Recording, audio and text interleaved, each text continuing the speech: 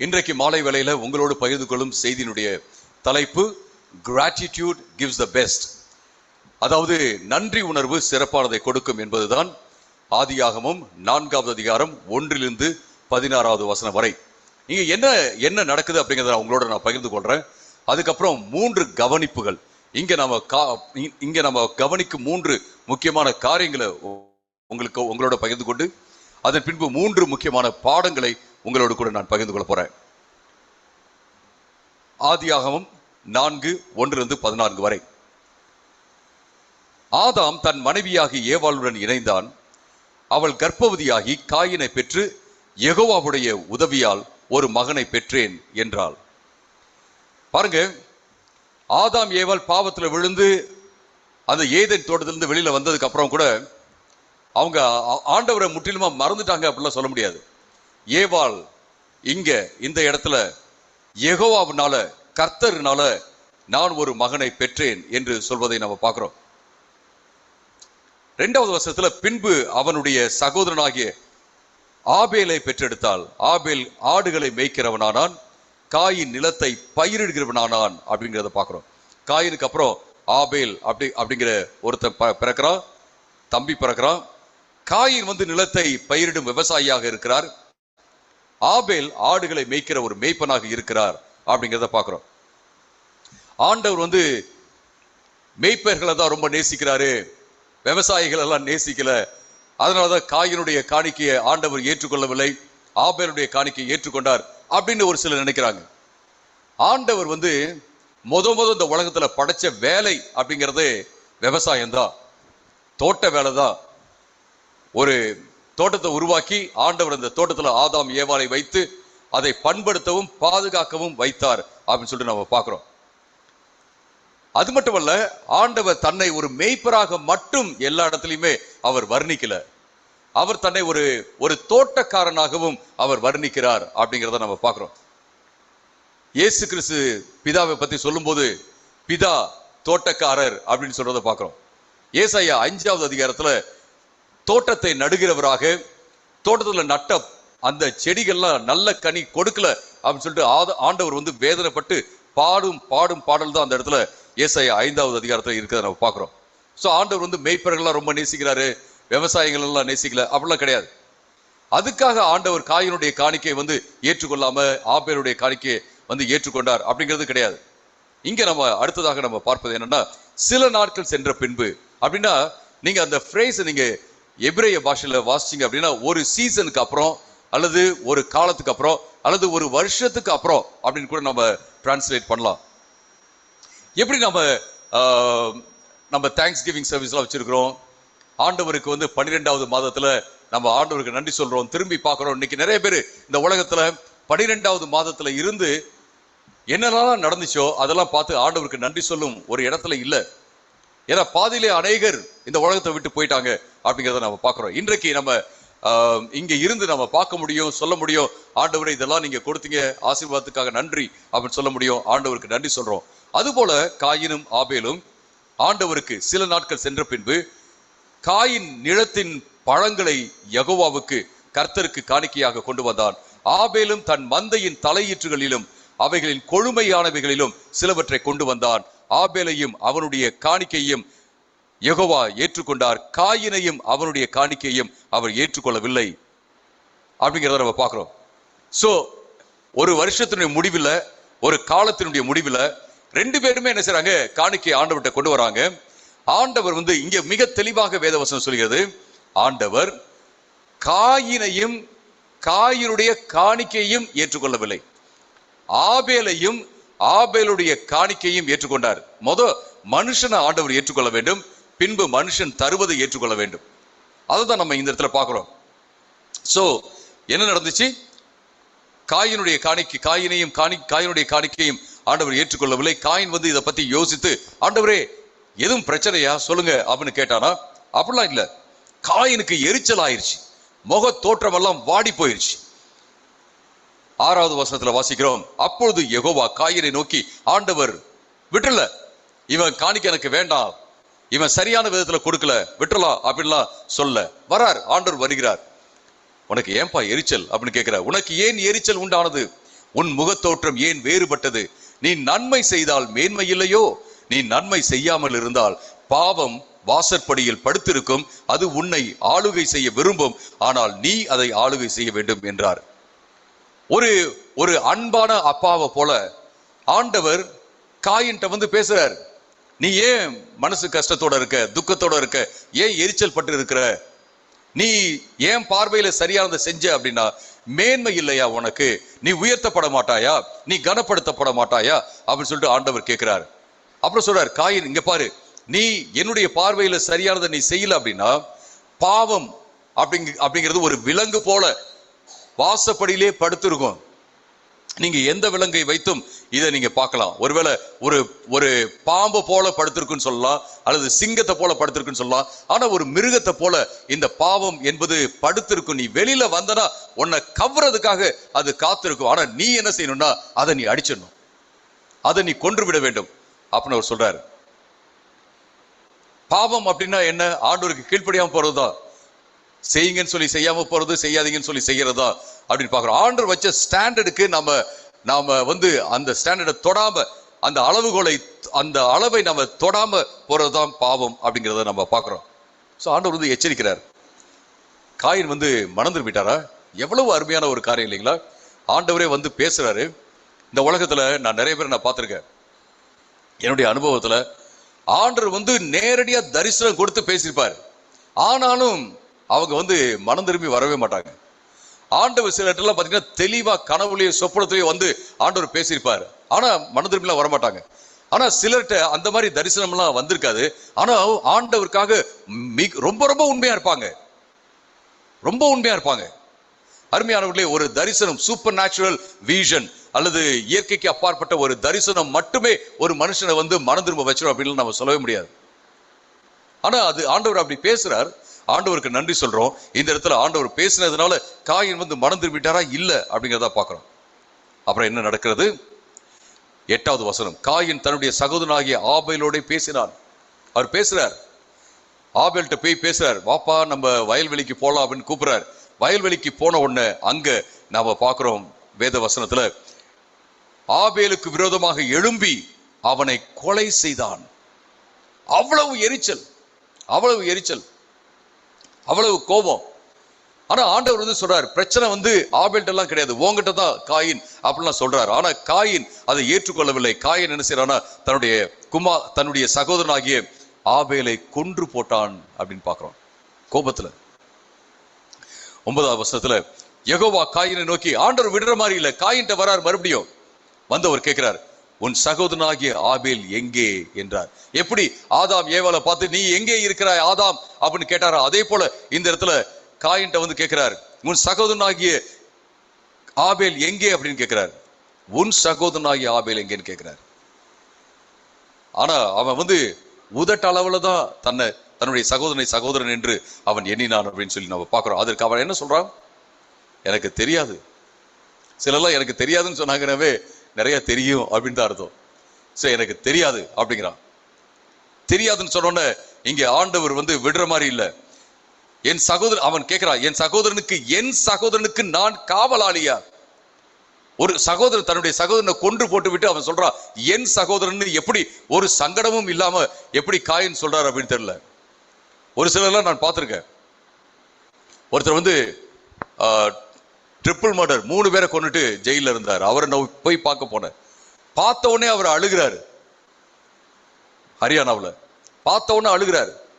Pastor, நான் ஏன் இப்படி பண்ணேன்னு எனக்கு தெரியல, நான் இப்படி பண்ணிட்டேன், நான் பொருளுக்காக நான் பண்ணிட்டேன் அப்படின்னு சொல்லிட்டு அவர் அழுகிறாரு. நான் பண்ணியிருக்க கூடாது, சீக்கிரமா சாகடிக்கணும், இந்த கையிலே கொன்றுங்க அப்படின்னு சொல்றாரு. ஆனா இந்த இடத்துல பாத்தீங்க அப்படின்னா காயின் எந்த விதமான மனஸ்தாபமும் இல்லை, எந்த வருத்தமும் கிடையாது. அவர் வந்து ரொம்ப தைரியமா பேசுறாரு. என்னுடைய சகோதரனுக்கு நான் என்ன காவலாளியா அப்படின்னு அவர் கேட்கறத நம்ம பார்க்கிறோம். அதன் பின்பு என்ன நடக்கிறது? ஆண்டவர் கேட்கிறாரு, என்ன செய்தாய்? உன் சகோதரனுடைய இரத்தத்தின் சத்தம் பூமியிலிருந்து என்னை நோக்கி கூப்பிடுகிறது. இப்பொழுது உன் சகோதரனுடைய இரத்தம் உன்னால் பூமியில் சிந்தப்பட்டதால் இந்த பூமியில் நீ சபிக்கப்பட்டிருப்பாய். உன் நிலத்தில் பயிரிடும் போது அது தன்னுடைய பலனை இனி உனக்கு கொடுக்காது. நீ பூமியில் நிலையில்லாமல் அலைகிறவனாக இருப்பாய் என்றார். ஆண்டவர் சொல்றார், நீ சபிக்கப்பட்டு இருப்பாய் காயின். உன்னுடைய கோபத்தை நீ சரியா நீ ஹேண்டில் பண்ணாம போயிட்ட, நீ உன்னுடைய எரிச்சலை சரியா ஹேண்டில் பண்ணாம ஆயிட்ட, உங்ககிட்ட தான் பிரச்சனை, ஆனா அதை சரியா நீ பார்க்கல, நீ உன்னுடைய சகோதரனை கொன்று விட்டாய், அவனுடைய சத்தம், அவனுடைய ரத்தத்தினுடைய சத்தம் என்கிட்ட வருது அப்படின்னு சொல்றதை நாம பார்க்கிறோம். முதல் தடவை ஆண்டவர் அவனுடைய காணிக்கையை ஏற்றுக்கொள்ளவில்லை, அப்பையும் தாங்கிட்ட தான் பிரச்சனை இருக்குன்னு அவன் யோசிக்கவே இல்லை. ஆண்டவர் ஒருவேளை நியாயமற்றவர் அப்படின்னு அவன் யோசிச்சிருக்கலாம். ஆண்டவர் பேசுறாரு, அப்பையும் அவன் மனசாவப்படல, மனம் திரும்பல, ஆண்டவர்கிட்ட தான் பிரச்சனை இருக்கிற மாதிரி அவன் யோசிச்சிருக்கிறான், அல்லது ஆபேல்கிட்ட தான் பிரச்சனை இருக்கிற மாதிரி யோசிக்கிறான், தாங்கிட்ட பிரச்சனை இருக்கு அப்படின்னு யோசிக்கவே இல்லை. இப்ப நீங்க பாத்தீங்க அப்படின்னா 13வது வசனத்துல, அப்பொழுது காயின் யெகோவாவை நோக்கி ஆண்டவர் நோக்கி சொல்றான், எனக்கு கொடுக்கப்பட்ட தண்டனை என்னால் தாங்கிக் கொள்ள முடியாது, நீங்க அதிகமா தண்டனை தரீங்க ஆண்டவரே, இன்னும் நீங்க நியாயமாவே இல்லை அப்படிதான் அவன் சொல்றான். யூ ஆர் நாட் ஃபேர் அப்படின்னு தான் சொல்றவனா இருக்கிறான். பாருங்க, ஆண்டவர் ஆண்டவருடைய கிருபையும் ஆண்டவருடைய அன்பையும் ஆண்டவர் எப்படி ஒரு அப்பாவை போல பேசுறாரு அப்படிங்கிறத அவன் புரிஞ்சுக்காமே இருக்கிறான். இந்த நேரத்துல கூட அவன் மனம் திரும்பி இருந்தான்னா அவனுடைய கதையே மாறி இருக்கும். ஆனா மனம் திரும்பவில்லை அப்படிங்கிறத பாக்குறோம். அதுக்கப்புறம் அவர் சொல்றார், இன்று என்னை இந்த தேசத்திலிருந்து துரத்தி விடுகிறீர். அவன் சொல்றான், காயின் சொல்றான், நான் உமது சமூகத்திற்கு விலகி மறைந்து பூமியில் நிலையில்லாமல் அலைகிறவனாக இருப்பேன், என்னை கண்டுபிடிக்கிறவன் எவனும் என்னை கொண்டு போடுவானே என்றான். அப்பொழுது யெகோவா அவனை நோக்கி, காயினை கொல்லுகிற எவன் மேலும் 7 பழி சுமரும் என்று சொல்லி, காயினை கண்டுபிடிக்கிறவன் எவனும் அவனை கொண்டு போடாமல் இருக்க யெகோவா அவன் மேல் ஒரு அடையாளத்தை போட்டார். அப்பையும் பாத்தீங்க அப்படின்னா ஆண்டவர் என்ன செய்றாரு, ஓகே சரி, நான் உனக்கு கிருபை காண்பிக்கிறேன், யாரும் உன்னை கொல்லாம ஒரு அடையாளத்தை உன் மேல போடுற, என்ன அடையாளம் நமக்கு தெரியாது. இன்னும் பல்வேறு கேள்விகள் இந்த டெக்ஸ்ட்ல இருந்து எழும்பலாம், ஆனா அதுக்குள்ள நான் போக விருப்பப்படல நான் இப்ப. ஆனா இப்ப நம்முடைய போக்கஸ் என்ன அப்படின்னா, அவர்கள் கொண்டு வந்த பலி, அவர்கள் கொண்டு வந்த காணிக்கை, அவர்கள் ஆண்டவருக்கு நன்றி சொல்லும்படியாக கொண்டு வந்த அந்த காணிக்கையுடைய விவரங்களை தான் நான் இன்னைக்கு என்ன செய்ய போறேன், உங்களோட நான் பகிர்ந்து கொள்ள போறேன். அதுக்கப்புறம் அங்கிருந்து வேறு ஒரு தேசத்துக்கு பிற கிழக்கே நோத் அப்படிங்கிற தேசத்துல போய் காயின் குடியிருந்தான் அப்படின்ட்டு நாம பாக்குறோம். அருமையானவர்களே, இந்த வேத பகுதியிலிருந்து ஒரு 3 கவனிப்புகள் அல்லது அவதானிப்புகள் அல்லது ஆப்சர்வேஷன்ஸை நான் உங்களோடு கூட பகிர்ந்து கொள்ள போறேன். அதுக்கப்புறம் 3 முக்கியமான பாடங்களை உங்களோடு பகிர்ந்து கொள்ள போறேன். நம்ம கவனிக்கும் காரியம் என்னன்னா, மனுஷ ஆண்டவரை ஆராதிக்கும் செயல் இந்த இடத்துல நாம பார்க்கிறோம். The first act of worship, connecting with God. ஆண்டவரோடு கூட ஆண்டவரை ஆராதிப்பதற்காக வரும் இடம் இதுதான். ஏதேன் தோட்டத்தில் அவங்க ஆராதிக்கலையா? நிச்சயமா ஆராதிச்சுப்பாங்க.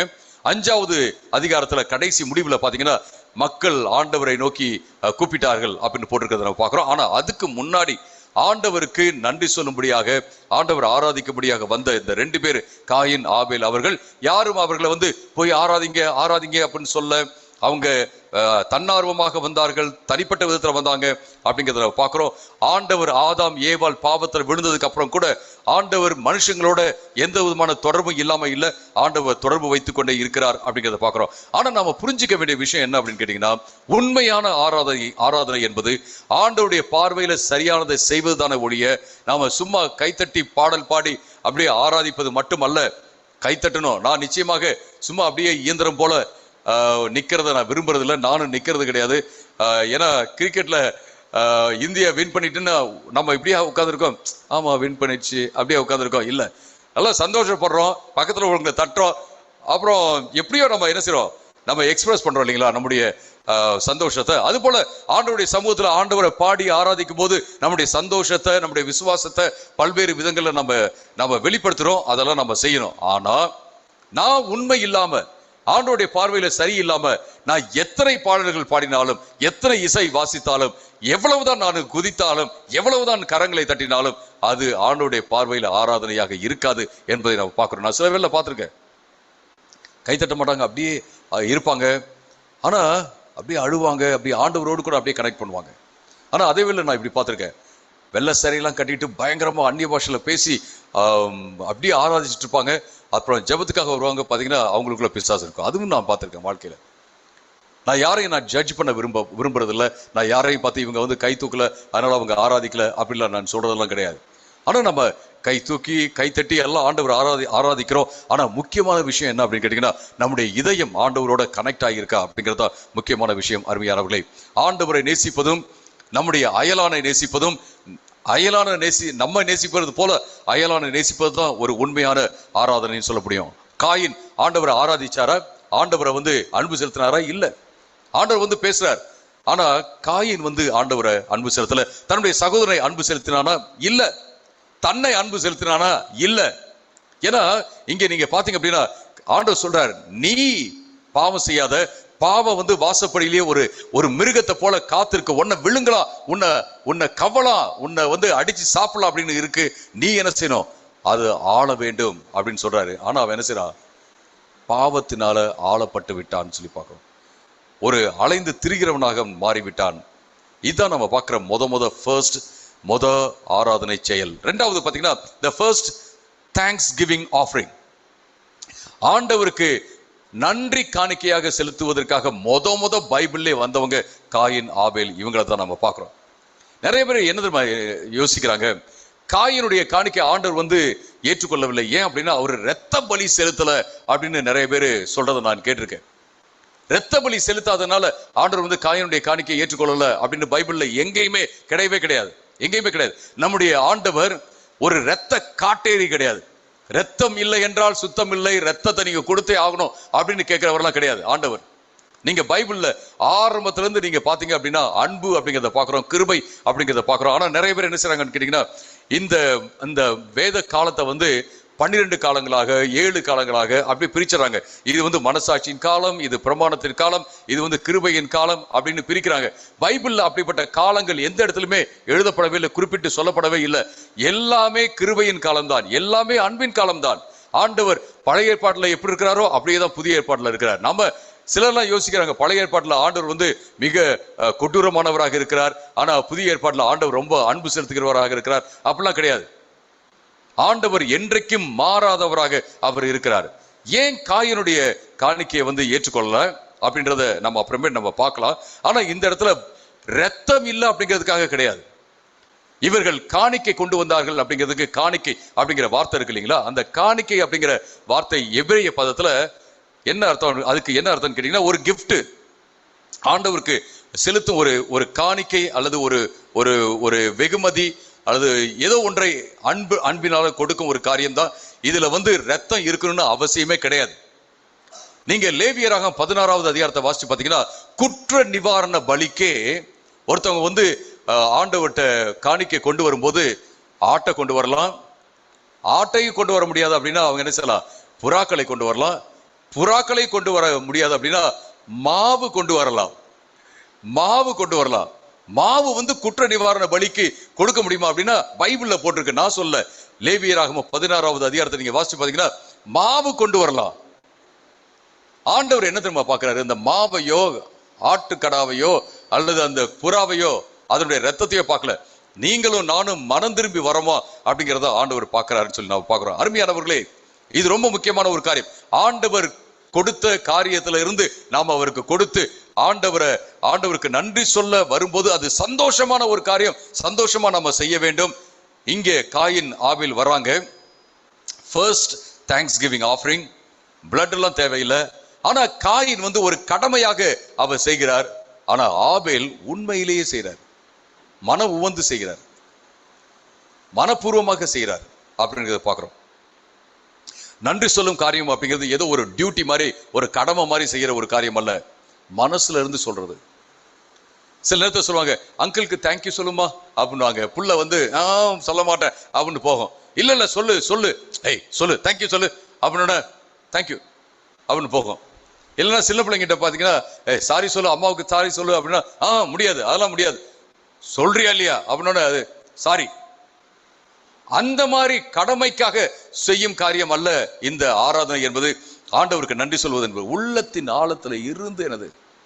சிலர்லாம் என்ன செய்றாங்க, இதை ஒரு ரிச்சுவல் மாதிரி மாத்திடுறாங்க. எல்லாம் சொல்லுங்க, நன்றி சொல்லுங்க, நன்றி சொல்லுங்க, நன்றி சொல்லுங்க, எல்லாம் நன்றி நன்றி நன்றி நன்றி நன்றி நன்றி நன்றி. அதனால ஆண்டவர் அப்படியே நன்றினால அப்படியே நிறைஞ்சு போறது கிடையாது.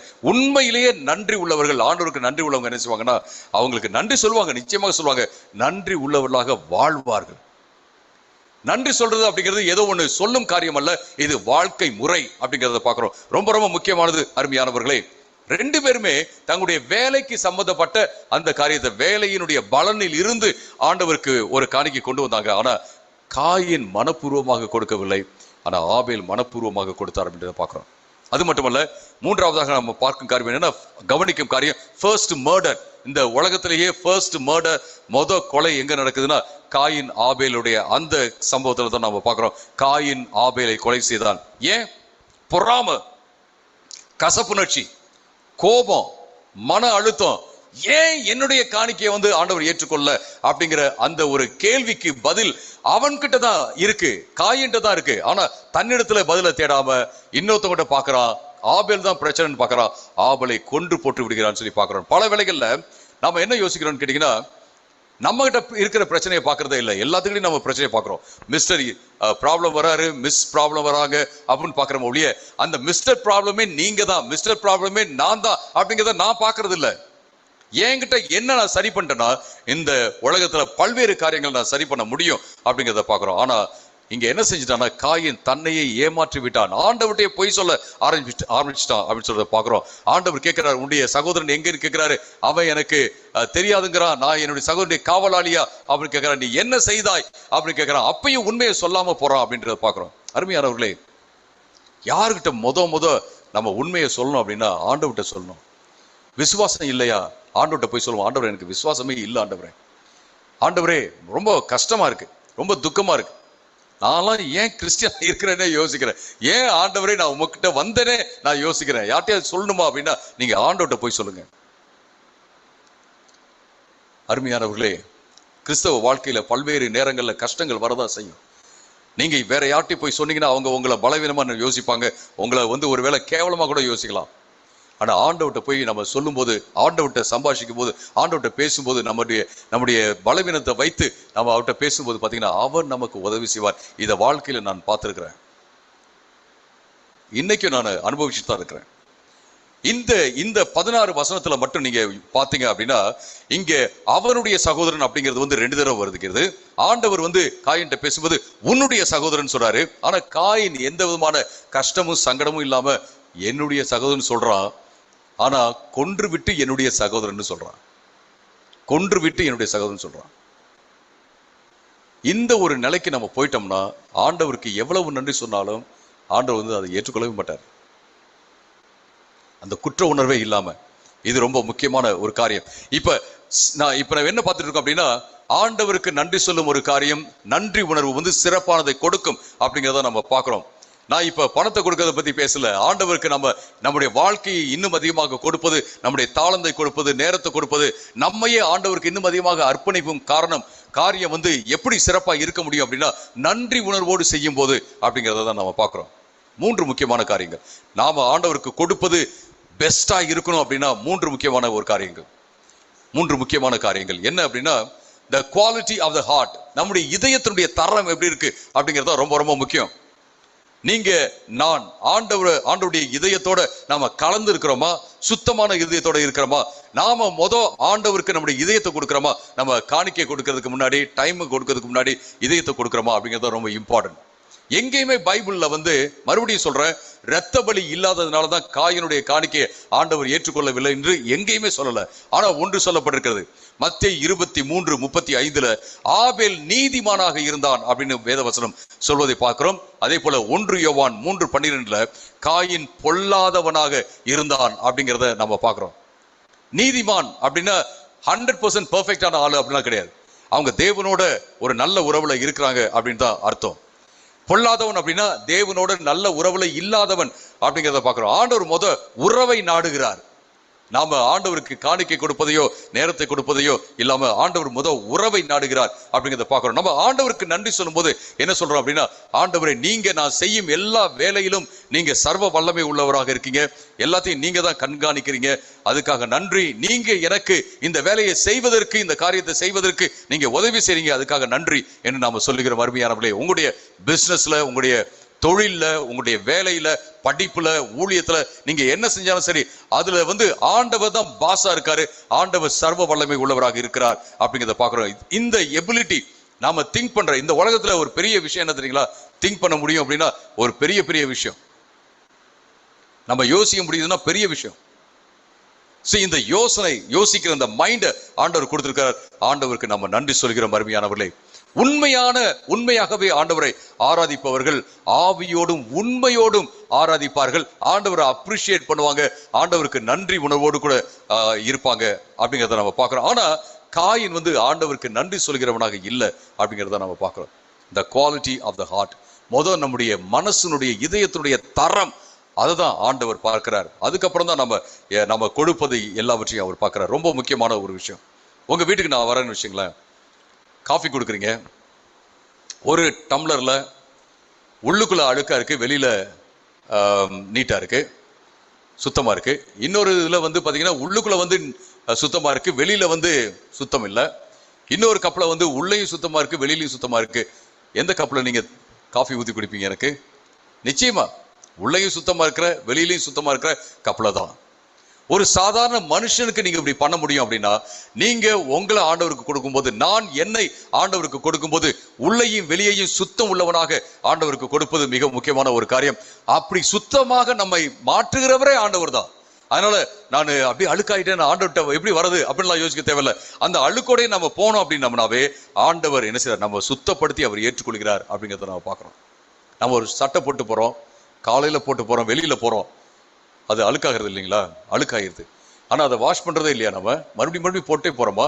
மறுபடியும் ஒவ்வொரு நாளும் அந்த சட்டையை போட்டே போனோம் அப்படின்னா அது நாற்றம் பிடித்து விடும் இல்லைங்களா?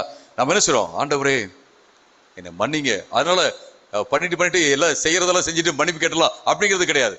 ஆண்டவர் மன்னிக்கிறார், ஆண்டவர் நம்ம மேல அன்பு வைத்திருக்கிறார் என்ற அந்த காரியமே நம்ம பாவம் செய்யாம ஆண்டவருக்கு உண்மையா இருப்பதற்கு நம்மை ஊக்குவிக்க வேண்டும் அப்படிங்கிறத நம்ம பார்க்கிறோம். ரெண்டாவது, the quality of the gift, the quality of the gift.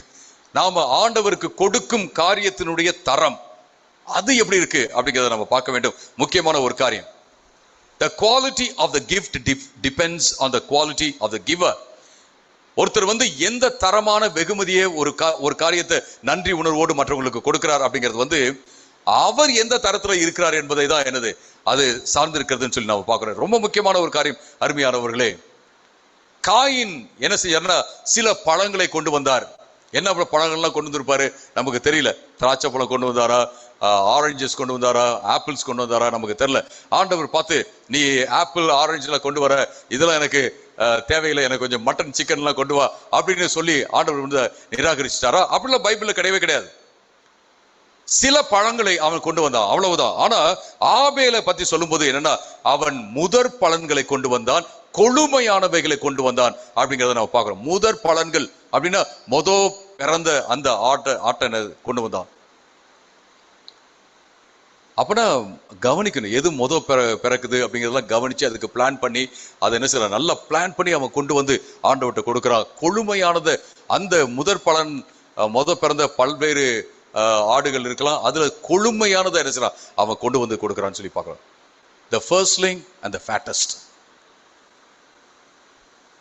பாருங்க, சிறப்பானதை கொடுக்கணும் அப்படின்னு சொல்லிட்டு சிலர்லாம் கிஃப்ட் கொடுக்கும்போது அந்த ரேப்பரை கூட நம்ம அப்படியே சேவ் பண்ணி வைக்கணும் போல இருக்கும். ஏன்னா அவ்வளவு ரேப்பர் எல்லாம் அப்புறம் என்ன வேணும்லாம் கேட்டு அவங்க கொடுக்கும்போது பாத்தீங்க அப்படின்னா உண்மையிலே அவங்க நேசிக்கிறாங்க, அவங்க கொடுக்கறது உங்களுக்கு பிரயோஜனமா இருக்கணும் அப்படின்றதும் அவங்க நினைக்கிறாங்க அப்படின்னு நம்ம சொல்ல முடியும்.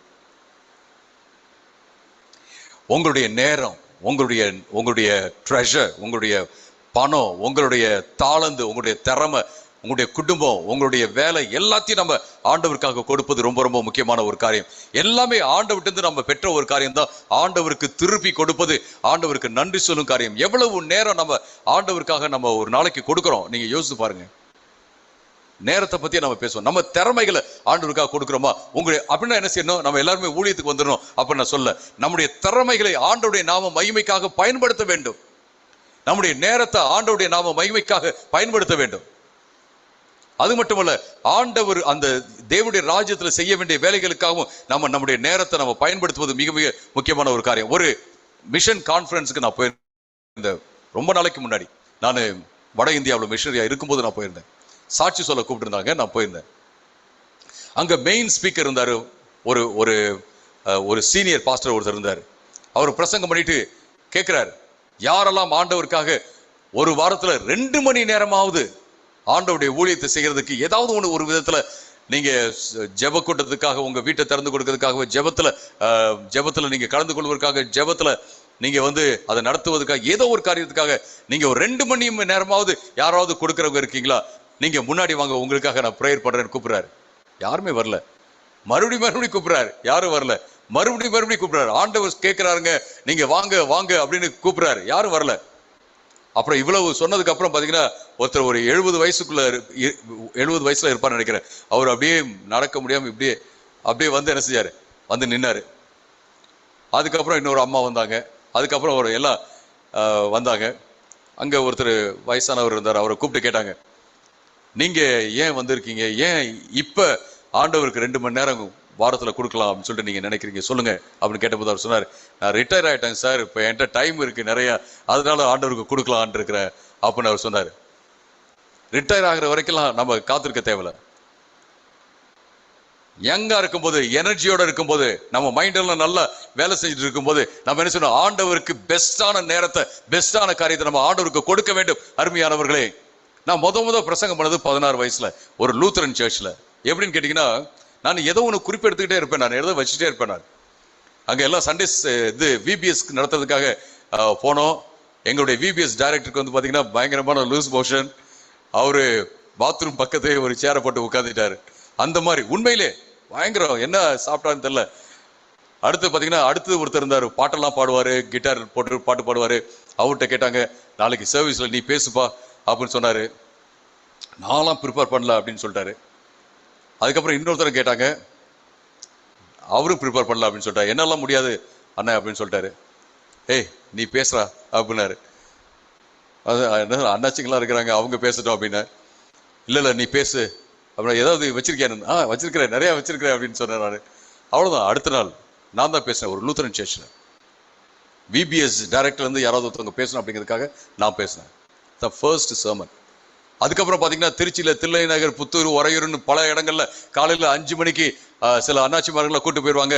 மைக்கு கொடுத்து பேசுப்பா, ஒரு 2 மினிட்ஸ் காஸ்பல் சொல்லணும்னு சொல்லுவாங்க. கத்தி அப்படியே பேச வேண்டியதான். முன்னாடி சொல்லிடுவாங்க, யாரையும் அட்டாக் பண்ணக்கூடாது, இந்த மாதிரிலாம் பேசணும் சரியா அப்படின்னு சொல்லிடுவாங்க. ஸோ அவங்க சொல்றதை வச்சு அப்படியே பேச வேண்டியதான். நான் முத பிசாசு துரத்துனது 15 வயசுல பிசாசு நான் துரத்துனேன். அருமையானவர்களே, ஆண்டவர் வந்து என்னை ஊழியத்துக்கு அழைச்சார் அப்படின்லாம் எனக்குலாம் தெரியவே தெரியாது. நான் 10வது படிக்கும்போது மிஷனரியா போகணும் அப்படின்னு சொல்லிட்டு நான் என்ன ஆண்டவருக்கு கொடுத்தேன். 12வது வயசுல 12வது படிக்கும்போது ஆண்டவர் என்கிட்ட பேசினார், நான் ஊழியத்துக்கு போறேன்னு சொல்லிட்டு பைபிள் காலேஜுக்கு போறேன் அப்படின்னு சொல்லிட்டு நான் போனேன். ஆனா ஆண்டவருக்கு நான் வந்து நார்த் இந்தியா போறேன்னு சொன்னதை நான் சுத்தமா மறந்துட்டேன். நான் பைபிள் காலேஜில் படிச்சுட்டு இருக்கும்போது கடைசி இயருக்கு முந்தின வருஷத்துல பாத்தீங்கன்னா ஆண்டவர் என்கிட்ட வாய்ஸ், தெளிவான வாய்ஸோட அவர் பேசுறாரு, நார்த் இந்தியாவுக்கு வா அப்படின்னு சொல்லிட்டு ஆண்டவர் கூப்பிடுறாரு. அதனால தான் நான் நார்த் இந்தியாவுக்கு போனேன். ஆண்டவர் சொன்னார், இங்க வந்து நீ மிஷனரியா இருக்கிறதுக்காக நான் உன்னை அழைச்சிருக்கிறேன், ஒரு பெரிய பாஸ்டரா ஆயிட்டு எல்லாத்தையும் டாமினேட் பண்றேன்னு அப்படிங்கிறதுக்காக கிடையாது, நீ மிஷனரியா தான் இருப்ப அப்படின்னு சொன்னாரு. நான் நார்த் இந்தியாவில் இருந்தபோது சர்ச் ஸ்டார்ட் பண்ணேன். அங்க உள்ள லோக்கல் லீடர்ஸ் நான் ரைஸ் பண்ணேன், அவங்ககிட்ட கொடுத்தேன், வந்தேன், அவ்வளவுதான். அருமையானவர்களே, நான் ஆண்டவருக்கு நன்றி உள்ளவனாக இருக்கேன். ஏன் அப்படின்னா, நான் பைபிள் காலேஜ் போகும்போது நான் தான் யங்கஸ்ட் பர்சன். 19 இயர்ஸ்ல பைபிள் காலேஜ் போய் நிறைய பேர் சொல்லுவாங்க, பரவாயில்ல 19 இயர்ஸ்ல போயிட்டீங்க, நீங்க நிறைய கத்துக்கிட்டீங்க அப்படின்னு சொல்லுவாங்க. லைப்ரரியில தான் நான் நிறைய நேரம் இருப்பேன், நிறைய நோட்ஸ் எல்லாம் எடுப்பேன். எங்க வாத்தியார் சொல்லுவாரு, ப்ரொஃபசர் சொல்லுவார், நீங்க இப்ப படிச்சாதான் ஃபீல்டுக்கு போயிட்டீங்கன்னா படிக்கவே முடியாது, அப்புறம் கல்யாணம் ஆனா படிக்கவே முடியாது அப்படிங்கிறது உண்மைதான். கல்யாணம் ஆனதுக்கு அப்புறம் படிக்கவே முடியல, எதுவுமே படிக்க முடியல.